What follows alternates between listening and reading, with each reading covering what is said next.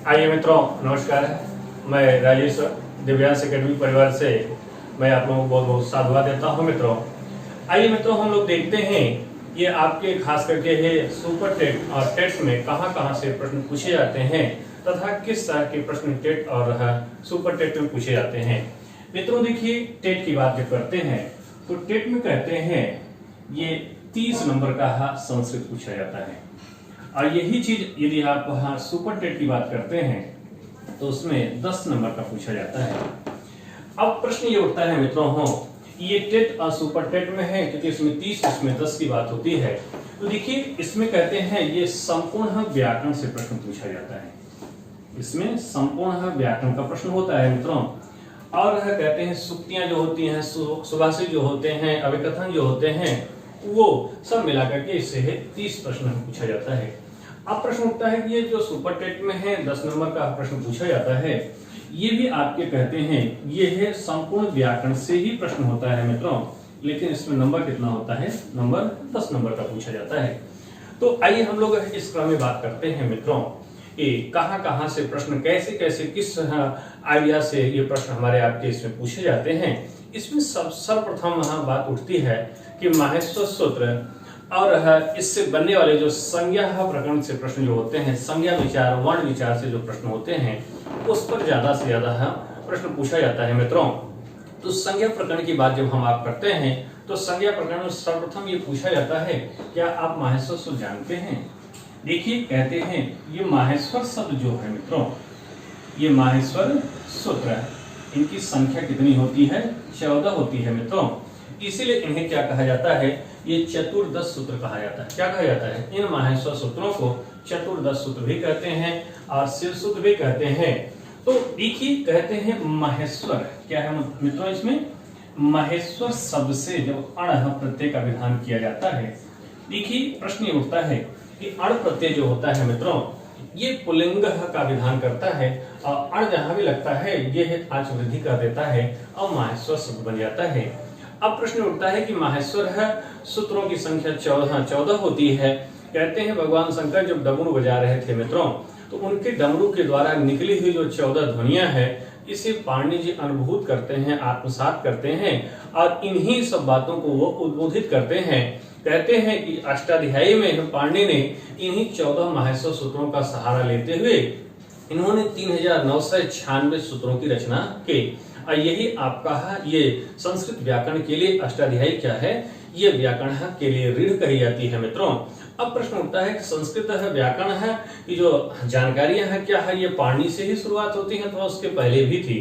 तो देखिए, इस पाणिनि के पहले भी मित्रों एन व्याकरण था, चांद व्याकरण था, साक्टायन व्याकरण था, आक्षल व्याकरण था, लेकिन ये सब जो है अविकृत अवस्था में थे। लेकिन यहाँ से जो है अष्टाध्यायी पाणिनि क्रम से जब शुरुआत होती है, ये व्यवस्थित क्रम से जो है ये संस्कृत व्याकरण की शुरुआत कही जाती है, मानी जाती है। इसलिए संस्कृत व्याकरण के लिए ये पाणिनि का नाम जो है सर्वोपरि ही लिया जाता है।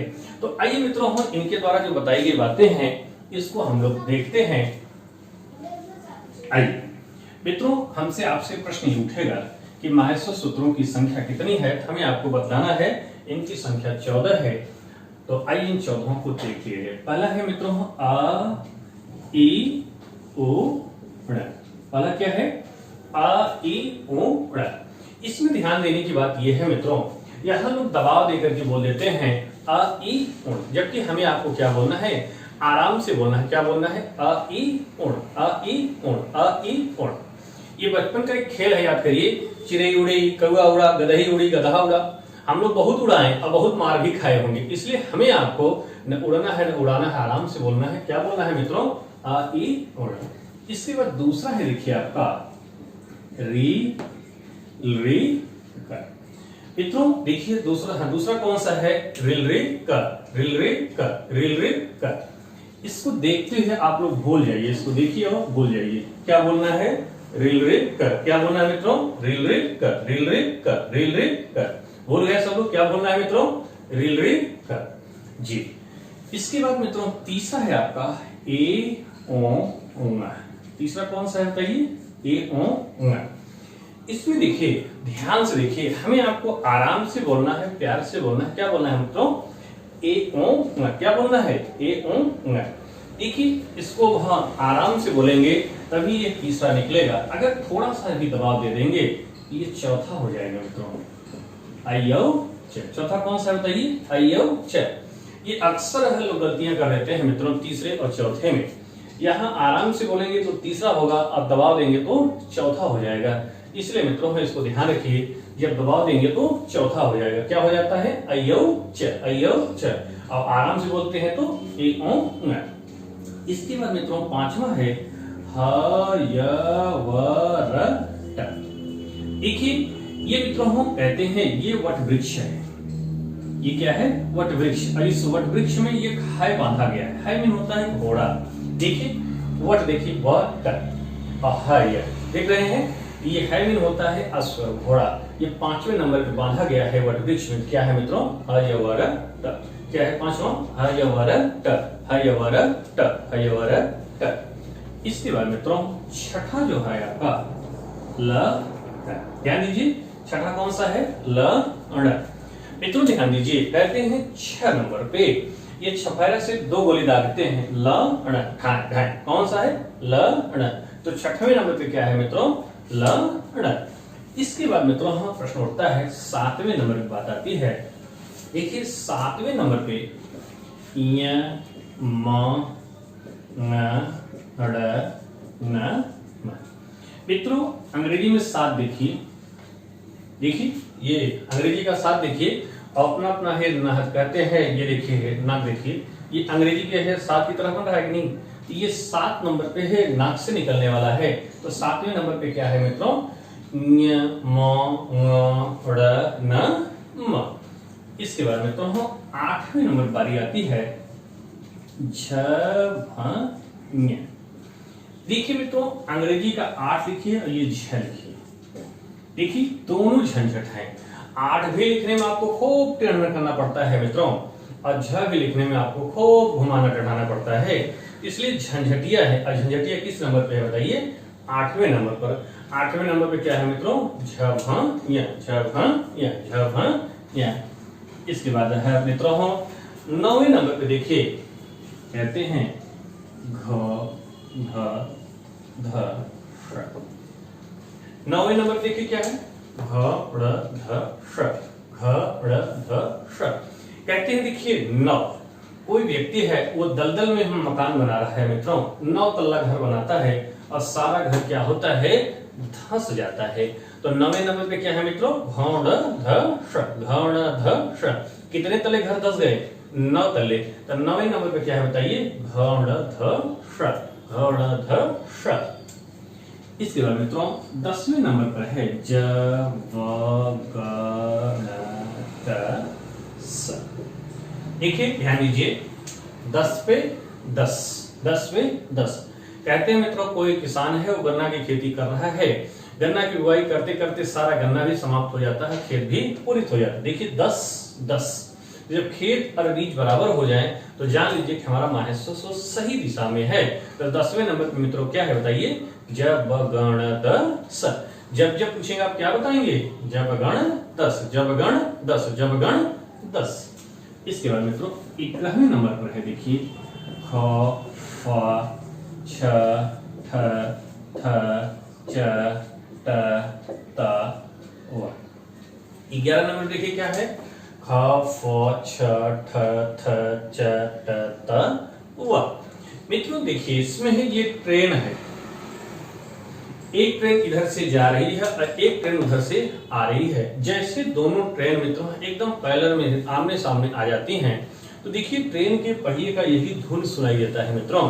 और यदि आप यात्रा करते समय न ध्यान दिए हो तो उसको आप ध्यान देंगे तो आपको यही सुनाई देगा। यही ट्रेन के जो है धुन सुनाई देती है। कौन सी? यही खप छटता चटता खप छटता चटता खप छटता चटता खप छटता चटता खप छटता चटता खप छटता चटता खप छटता चटता खप छटता चटता। देखिए आपकी ट्रेन आपके गंतव्य तक आ गई मित्रों। 11 नंबर की क्या बताइए? ट्रेन है क्या है? खप छटता चटता खप छटता चटता खप छटता चटता। इसके बाद मित्रों 12वें नंबर में देखिए क प य। 12वें नंबर पे क्या है मित्रों? क प य। देखिए क प य। कहते हैं जब कोई भी व्यक्ति मार्केट जाता है, मान लीजिए आप धनतेरस का दिन हो और आप मार्केट गए हो चाय पीने की व्यवस्था करने के लिए, तो आप 1 दर्जन कप ले रहे हो मार्केट से, तो 1 दर्जन में कितने होते हैं मित्रों? 12।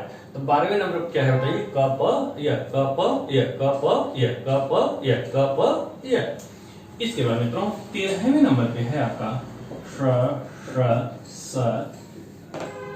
देखिए यही एक ऐसा वर्ण है मित्रों जो पूरे हिंदी जगत में, पूरे संस्कृत जगत में, पूरे अंग्रेजी जगत में यही एक ऐसा वर्ण है जो 3 तरह से लिखा जाता है मित्रों।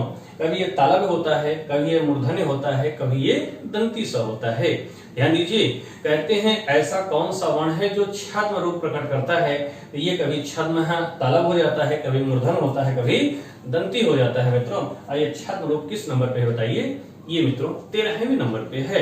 और जब यहाँ तक हम लोग पहुंचते हैं तो हमारी आपकी जो पूरी जिंदगी की कलमस्ता होती है वो क्या हो जाती है मित्रों? ये हल हो जाती है।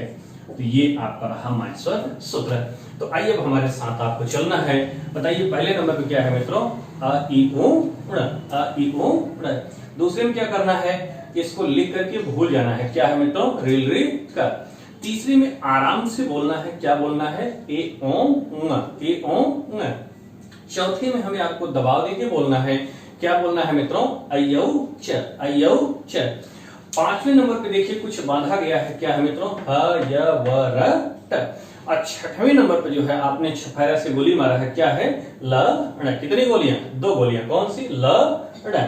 और 7वें नंबर पे ही ये अपना अपना नाक देखना है। क्या है मित्रों 7वें नंबर पर? इय म ङ ड़ न म। 8वें नंबर पे मित्रों झंझट है। ये क्या है झंझटिया बताइए? झभ य, झभ य। 9वें नंबर पे देखिए ये कहते हैं 9 तल्ला घर धस गया है। क्या है? घर ध। 10वें नंबर पे मित्रों देखिए ये खेत और बीज बराबर हो गया है। क्या है मित्रों? ज ब ग ण द स। 11वें नंबर पे मित्रों ट्रेन चली है। क्या है बताइए? हप छट त चट त व। अब 12वें नंबर पे 1 दर्जन आपने है कब खरीदे हैं। क्या है मित्रों? कप य। अब 13वें नंबर पर है ऐसा कौन सा वर्ण है जो छद्म रूप प्रकट करता है? वो कौन सा है? र। और 14वें नंबर पे हम लोग का प्रॉब्लम क्या हो गया मित्रों? ये हल हो गया। आइए मित्रों ये तो रहा हमें आपको माहेश्वर सूत्र याद करने की अपनी जो टेक्निक है। अब इसी परीक्षा में प्रश्न कैसे हमें आपसे ये कहते हैं सुपर टेट और टेट में है अथवा ये सी टेट टीजीटी पीजीटी सब की बात करते हैं कैसे कैसे माहेश्वर सूत्र में प्रश्न पूछे जाते हैं। तो पहला प्रश्न तो यही उठता है मित्रों कि माहेश्वर सूत्र जो है इसको कितने नामों से है ये बोधित किया जाता है। और ये जो माहेश्वर सूत्र होते हैं भगवान शंकर के डमरू के द्वारा निकली हुई ध्वनियां हैं जिसे ये है पाणी अनुभूत करते हैं। अब प्रश्न ये उठता है नंदिकेश्वर जो है इस बात को उठाए हैं, कहते हैं ये है 14 जो माहेश्वर सूत्र हैं। इन 14 माहेश्वर सूत्रों के बारे में भी नंदिकेश्वर का भी अभिकथन है। नित्यावसाने नटराज नादो ननाद धक्काम नौ पंचवारम उद्धत काम संकार सिद्धिम एतद् विमर्शे शिव सूत्र जालम। ये शिव सूत्र का जाल है। तो आइए देखिए प्रश्न ये उठता है मित्रों, देखिए 1 से 4 तक अगर हम आप ध्यान से देखें तो स्वर आता है मित्रों। अब 5 से लेकर के 14 तक हम लोग देखते हैं तो यहाँ पर क्या आता है? व्यंजन आता है। अब पहला प्रश्न ये उठता है ये जो हमारे सामने माहेश्वर सूत्र लिखे गए हैं यहाँ पर देखिए सबके अंत में एक ही व्यंजन वर्ण दिखाई दे रहा है मित्रों। इस व्यंजन वर्ण को क्या कहा जाता है? तो इसका जो नामकरण होता है मित्रों ये कहते हैं इत संज्ञा। क्या कहते हैं? प्रश्न उठेगा इस संज्ञा, इत संज्ञक वर्ण, इत संज्ञक वर्ण। जब हमसे आपसे पूछा जाए इस संज्ञक वर्ण कितने होते हैं तो स्वाभाविक है देखिए 14 हमारे पास माहेश्वर सूत्र हैं और सबके अंत में मित्रों एक व्यंजन वर्ण है। ये हलंत वाले दिखाई दे रहे हैं इसलिए इनको हम क्या कहेंगे? ये 14 वर्ण होते हैं। जैसे हम लोग कहते हैं व्यक्ति वस्तु स्थान को क्या कहा जाता है? संज्ञा कहा जाता है। उसी तरह इस माहेश्वर सूत्र में अंतिम जो व्यंजन वर्ण होते हैं उसका क्या नामकरण किया गया है मित्रों? तो इति संज्ञक वर्ण है। इस संज्ञक वर्ण कितने होते हैं? 14 होते हैं। कभी कभी ऐसा पूछा जाता है कुल इस संज्ञक वर्ण कितने हैं? तो ये खास करके टीजीटी पीजीटी में पूछा जाता है, टेट सीटेट सुपर टेट में नहीं पूछा जाता है। एक र प्रत्याहार बनवाते हैं, ये यहाँ पर है और इसमें है कहते हैं र के साथ ल को भी ले लेते हैं। और ये जो बातें हैं ये शास्त्रार्थ का विषय आपके टेट में नहीं पूछेगा सुपर टेट आदमी। ये भी पूछता है कुल कितने होते हैं, तो यही जो कहते हैं ल में आ है उसको भी इस संज्ञक कर देते हैं उपदेश या अनुनासिक इस से तसलोप कर देते हैं, इसलिए कुल सब लगा देता है तो 15 हो जाता है। लेकिन हमारे टेट और सुपर टेट और सी टेट में है जब पूछा जाए कि संज्ञक कोण कितने होते हैं तो ये अथेंटिक 14 ही बतलाना है। क्यों? क्योंकि हमारे आपके सामने जो एनसीईआरटी की किताब है उसमें जो बातें बताई गई हैं वही हमें आपको मानक के रूप में रखना है, उसी को हमें आपको टिक करना है। आइए इसके बाद प्रश्न ये उठता है मित्रों कि ठीक है ये है अंतिम वाले वर्णों को हम इस संज्ञक वर्ण कह लेते हैं। अब प्रश्न ये उठता है ये स्वर है कितने हैं। देखिए स्वर को एक नाम दिया गया है अच। अच क्यों कहते हैं? देखिए कहते हैं ये प्रत्याहार है। प्रत्याहार का मीनिंग होता है वर्णों को संक्षेप में बतलाना। अ च ये अंतिम वाले जो व्यंजन है इनको छोड़ दिया जाता है, च को भी छोड़ दिया जाता है। तो इस अच में कितने वर्ण होते हैं और इसी को क्या कहते हैं? स्वर कहते हैं। तो गिन के बताइए 1 2 3 4 5 6 7 8 9 स्वर अथवा अच कितने होते हैं? 9 होते हैं। मित्रों ध्यान दीजिए जब हमारे आपके सामने पूछा जाए कि स्वर अथवा अच कितने होते हैं तो 9 से काम चलाते हैं। लेकिन अगर आपके विकल्प में 9 न हो तब हम आप क्या करेंगे? तब वहां पर हमें आपको 13 टिक करना होता है। हिंदी में 11 होता है, संस्कृत में 13 टिक करना होता है। क्यों? क्योंकि संस्कृत में है ये बातें जो होती हैं ये आ और आ, ई और ई, उ और उ, री और री। री का क्या नहीं होता है? इसका दीर्घ नहीं होता है। ये आपसे परीक्षा में पूछा जा चुका है। ये जो अभी टेट तरह का एग्जाम हुआ था उसमें पूछा गया था री का क्या नहीं होता है?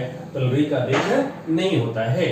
और ये जो चारों आप देख रहे हैं इन चारों का क्या नहीं होता है? इनका ह्रस्व नहीं होता है। बाकी सबको हो गिन लीजिए। आ और आ 2, ई और ई 2 2 2 1 2 2 4 2 6 6 2 8 8 1 9 और 9 4 कितने होते हैं? 13 होते हैं। अब प्रश्न उठता है कि मान लीजिए आपके सामने 9 13 दोनों हो तब आप क्या करेंगे? देखिए जब 9 13 दोनों की बात आती है तब हमें आपको वही एनसीईआरटी की किताब को ही मानक मानना है और वहां 13 को हाईलाइट किया गया है। हमें आपको 13 लगा लेना है। लेकिन अगर आप टीजीटी पीजीटी देते हैं तो वहां पर 9 को ही लगाया जाता है क्योंकि वहां इस बात को नहीं स्वीकार किया गया है। आइए मित्रों प्रश्न ये उठता है कि इसमें मूल स्वर कितने हैं? तो मूल स्वर की बात उठती है तो देखिए मूल स्वर जो हैं ये कितने हैं मित्रों? ये मूल स्वर आपके 5 हैं। कौन कौन से हैं? आ ई ओ री री, ये मूल स्वर कहे जाते हैं। जबकि हिंदी में मूल स्वर जो होते हैं वो 4 होते हैं। हिंदी में री को मूल स्वर नहीं काउंट किया जाता है। संस्कृत में मूल स्वर पूछे जाते हैं तो वहां पर 5 होते हैं। कौन कौन? आ ई ओ री और री। इन मूल स्वरों को भी स्वतंत्र स्वर के नाम से भी जाने जाते हैं। अगर प्रश्न पूछे कि स्वतंत्र स्वर कितने हैं तो भी हमें आपको 5 बतलाना है मित्रों। दूसरी बात उठती है कि मिश्रित स्वर कितने हैं अथवा संयुक्त स्वर कितने हैं। देखिए मिश्रित का मीनिंग ही क्या होता है मित्रों? ये मिलजुलवा। तो मिश्रित स्वर कितने हैं? देखिए आ और ई मिलकर के ए बनता है, आ और उ मिलकर के ओ बनता है। आ अथवा आ के बाद ए अथवा आई आए तो आई होता है। आ अथवा आ के बाद ओ अथवा औ आए तो औ होता है। इनकी संख्या कितनी है मित्रों? 4 है। कितनी है? 4। अब प्रश्न ये उठता है कि मिश्रित स्वरों को और क्या कहा जाता है? तो मिश्रित स्वरों को मित्रों ये विकृत स्वर भी कहा जाता है। संस्कृत में है मिश्रित स्वर अथवा विकृत स्वर कितने होते हैं? तो 4 बतलाना है। ठीक मित्रों, इसको कभी कभी संधि स्वर भी कह देते हैं। संधि स्वर कितने होते हैं? तो 4 होते हैं। तो ये पूरा आपका टोटल है स्वर रहा। इसी तरह मित्रों व्यंजन की बात आती है कि व्यंजन कितने होते हैं। तो व्यंजन देखिए हम लोग काउंट करते हैं तो 5 से 14 तक अगर गिनते हैं तो व्यंजन कितने होते हैं? देखिए व्यंजन का एक नाम है क्या? हल। जैसे आपने है अच की बात की उसी तरह ह ल। ये हल यहाँ नहीं लेना है क्योंकि यहाँ से ह उठा करके यहाँ तक ह तक लेना है। तो ऐसे व्यंजनों की बात होती है तो 33 व 34। मित्रों 33 व 34 क्यों होता है? क्योंकि अगर आप हा को दोनों बार काउंट करते हैं, यहाँ 5वें भी गिनते हैं इसको और 14वें पर भी गिनते हैं, तब यहाँ पर है कितने हो जाता है? यह 34 हो जाते हैं। क्यों? क्योंकि यदि ही किसी भी वर्ण की 2 बार काउंटिंग होती है तो 34 हो जाते हैं, जबकि वास्तविकता यह है कि 2 बार काउंटिंग नहीं करनी चाहिए। ये 33 ही मानना चाहिए। और हमारे आपके है ये टेट सीटेट सुपर टेट में ये 33 को ही लगाना है, 34 नहीं लगाना है। लेकिन आप जानते रहें, मान लीजिए आपके सामने 33 विकल्प न हो तो आप वहां पर 34 न लगाएं, इसलिए आप जानते रहे 34 भी होता है। लेकिन 33 और 34 दोनों हो, हमें आपको 33 को ही हाईलाइट करना है। और यही सही भी है, क्योंकि किसी भी व्यक्ति विशेष की एक बार काउंटिंग हो जाती है तो उसका दोबारा काउंटिंग नहीं होनी चाहिए मित्रों। तो आइए अब प्रश्न ये उठता है मित्रों कि टोटल वर्णों की बात की जाए तो देखिए इसमें है 33 9 और 34 और 9 जोड़ लेते हैं तो क्या हो जाता है, देखिए है कहते हैं 42 व 43। संपूर्ण वर्ण पूछता है कि कितने होते हैं, तो हमें आपको क्या बतलाना है, वही स्थिति ही 42 बताएं कि 43 बताएं या 43। तो देखिए अगर विकल्प में 42 है तो 42 को हाईलाइट करेंगे, 42 नहीं होगा तब हम 43 को लगाते हैं, 43 को लगाते हैं। जी मित्रों, आइए इसके बाद प्रश्न ये उठता है मित्रों, इसमें कौन सा ऐसा वर्ण है जो हमें आपको 2 बार दिखाई देता है। तो देखिए ये माहेश्वर सूत्र में हा ही एक ऐसा वर्ण है जो हमें आपको 2 बार दिखाई देता है। अब प्रश्न उठता है कौन ऐसा अंतिम व्यंजन वर्ण है जो हमें आपको 2 बार दिखाई देता है। तो देखिए एक कण यहाँ पर दिखाई देता है और एक कण यहाँ पर दिखाई देता है। अगर आपसे पूछे कौन ऐसा अंतिम व्यंजन वर्ण है जो 2 बार दिखाई देता है तो ड है, और पूछे कि कौन ऐसा वर्ण है जो हमें आपको 2 बार दिखाई देता है तो वो हा है मित्रों। जी इसके बाद प्रश्न ये उठता है मित्रों, यहाँ पर माहेश्वर सूत्रों में यथाक्रम देखिए सर्वप्रथम अच में क्या आता है मित्रों, स्वर आता है। कौन आता है बताइए, पहले स्वर अथवा अच आते हैं मित्रों, इसे आप स्वतंत्र स्वर बोल रहे हैं। अब प्रश्न ये उठता है, देखिए यहाँ से उठेगा कि लरी का क्या नहीं होता है, हमें आपको क्या बतलाना है, लरी का दीर्घ नहीं होता है, इन चारों का क्या नहीं होता है, ह्रस्व नहीं होता है। तो सर्वप्रथम स्वर की काउंटिंग की जाती है। इसके बाद जो है ये कहते हैं ये हा को यहाँ छोड़ दिया जाता है, वहां काउंट करेंगे। तो ये है यण प्रत्याहार, और यण प्रत्याहार में कौन कौन से वर्ण आते हैं, तो या आता है, वा आता है, रा आता है और ला आता है। इन चारों वर्णों को क्या कहते हैं मित्रों, इन्हें अंतस्थ वर्ण कहा जाता है। क्या कहा जाता है, अंतस्थ वर्ण कहा जाता है। इसके बाद प्रश्न उठता है कि अंतस्थ वर्णों के बाद कौन सा वर्ण आता है। तो देखिए कहते हैं य और म।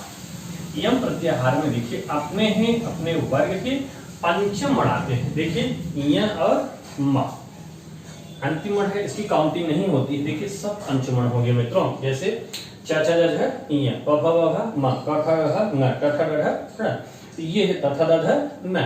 ये यम प्रत्याहार में कौन से वर्ण आते हैं, कहते हैं ये है अपने अपने वर्ग के सभी पंचम वर्ण फतेह पर लिए जाते हैं।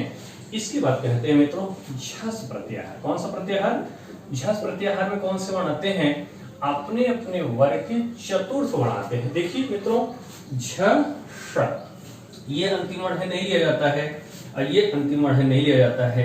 देखिए ये है सब चतुर्थ वर्ण है, च छ झ प फ ब भ क ख ग घ ट ठ ड ढ त थ द ध।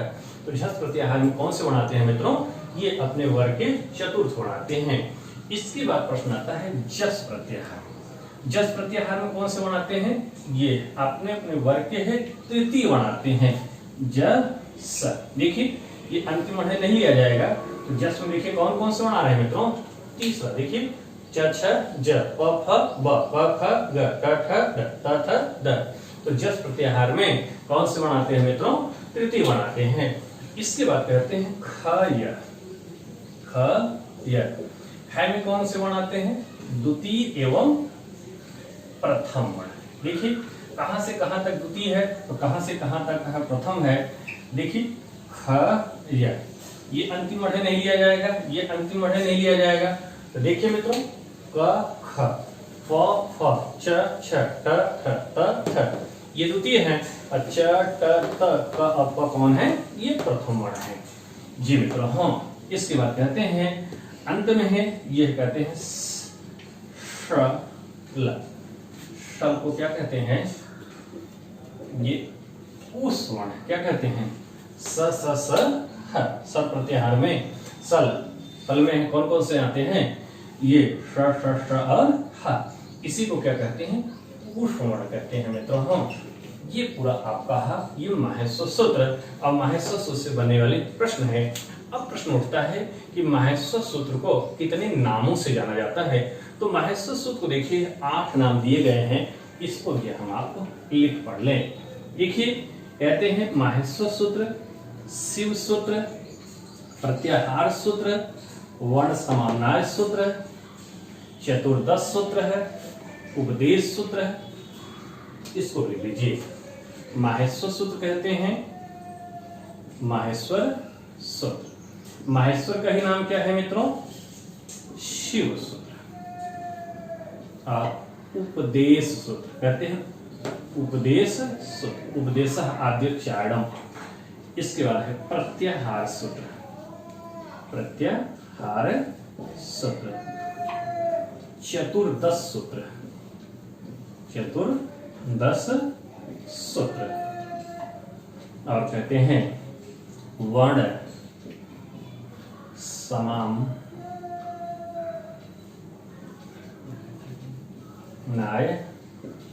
सूत्र, वर्ण समन्वय सूत्र, आदि सूत्र, आदि सूत्र, और क्या कहते हैं मित्रों?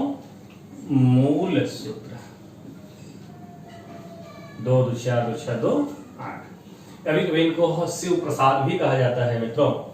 और ये पाणिनि सूत्र भी लोग कहते हैं, लेकिन पाणिनि सूत्र कहने का बिंदु जो हाईलाइट करते हैं तो शिव की बात दब जाती है। लेकिन जब आपके सामने ये सब नाम ना हो तो उसे पाणिनि सूत्र भी कह लिया जाता है। देखिए मूल सूत्र और आदि सूत्र कहते हैं यही पूरे है संस्कृत व्याकरण के लिए रीढ़ का कार्य करता है, इसीलिए इसको आदि और मूल नाम दिया गया है मित्रों। वर्ण समन्वय सूत्र इसलिए कहते हैं क्योंकि समन्वय का मीनिंग क्या होता है? समूह। इसमें जो हम लोग देखते हैं एक एक वर्ण और उसके पूरे समूह का बोध होता है, इसीलिए है माहेश्वर सूत्र को क्या कहते हैं? वर्ण समन्वय सूत्र भी कहा जाता है। और इसको देखिए कहते हैं चतुर्दश सूत्र भी कहते हैं। क्यों? क्योंकि इनकी संख्या कितनी होती है? 14 होती है मित्रों, इसीलिए इनको चतुर्दश सूत्र भी कहा जाता है। इसके बाद कहते हैं प्रत्याहार सूत्र। संस्कृत में प्रत्याहार कहते हैं वर्णों को संक्षेप में बताना, विस्तार से और उसको संक्षेप में अभिव्यक्त करने के कारण। जैसे आपके सामने जस है, देखिए वर्णों को संक्षेप में जस कह देते हैं तो इन सारे वर्णों का बोध होने लगता है, और वर्णों को संक्षेप में व्यक्त करने के कारण ही इन्हें प्रत्याहार सूत्र भी कहा जाता है। इसके बाद कहते हैं उपदेश सूत्र। क्यों कहते हैं उपदेश सूत्र? इसलिए कहा जाता है क्योंकि प्रमाणित व्यक्तियों के द्वारा कहा गया वाक्य, प्रमाणित व्यक्तियों के द्वारा उद्बोधित किया गया वचन ही क्या कहलाता है? ये है उपदेश कहलाता है, आप्तवचन कहलाता है। और ये पाणिनि कात्यायन पतंजलि के द्वारा कहा गया वाक्य ये उपदेश वाक्य अंतर्गत रखा जाता है, इसीलिए इसको क्या कहते हैं? उपदेश सूत्र भी कहते हैं। और शिव सूत्र और माहेश्वर सूत्र आप जानते ही हैं। ये पूरा आपका रहा माहेश्वर सूत्र और माहेश्वर सूत्र से बनने वाले प्रश्न है। ठीक है मित्रों, हाँ इसको हो यहीं पर समाप्त करते हैं। इसके बाद दूसरे वीडियो में हम लोग पुनः मिलेंगे दूसरे टॉपिक के साथ। ठीक है मित्रों।